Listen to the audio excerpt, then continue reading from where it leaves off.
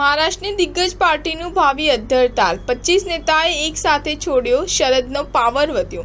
મહારાષ્ટ્રમાં ચાલુ વર્ષે વિધાનસભાની ચૂંટણી યોજાવાની છે। જોકે ચૂંટણીને હજુ ઘણા મહિના બાકી છે, તે પહેલા જ રાજકીય હલચલ તેજ થઈ ગઈ છે। નાયબ મુખ્યમંત્રી અજિત પવારને એક પછી એક ઝટકા લાગી રહ્યા છે, એટલે રાજકીય પાવર પણ ઓછો થઈ રહ્યો છે। અગાઉ 4 નેતાઓ અજિત પવારની પાર્ટી છોડી હતી, જ્યારે હવે અહેવાલ મળી રહ્યા છે કે બુધવારે 25 નેતાઓએ એક સાથે રાષ્ટ્રવાદી કોંગ્રેસ પાર્ટી એટલે કે એનસીપી સાથે છેડો ફાડી નાખ્યો હતો। આ તમામ નેતાઓ પિંપરી ચિંચવડના છે, તેમાં અજિત ગવાનેનું નામ પણ સામેલ છે। એવી અટકળો હતી કે તેઓ પક્ષ બદલીને શરદ પવારના જૂથમાં જોડાઈ શકે છે।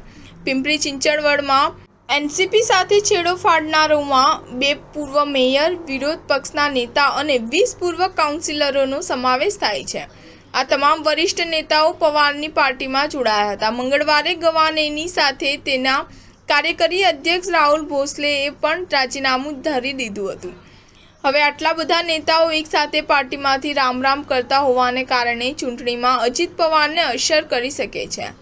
શરદ પવારે બુધવારે કહ્યું હતું કે મારી પાર્ટીમાં કોઈપણ નેતાના સંભવિત પ્રવેશ અંગેનો નિર્ણય સામૂહિક રીતે લેવામાં આવશે। જો કે અજિત પવાર પાછા આવવા માંગતા હોય તો તેમને પાર્ટીમાં સામેલ કરવામાં આવશે કે કેમ તેની પુષ્ટિ કરવાનો શરદ પવારે ઇનકાર કર્યો હતો। સિનિયર નેતાએ પુણેમાં પત્રકારો સાથે વાત કરતા ઘણા મુદ્દાઓ પર વાત પણ કરી હતી।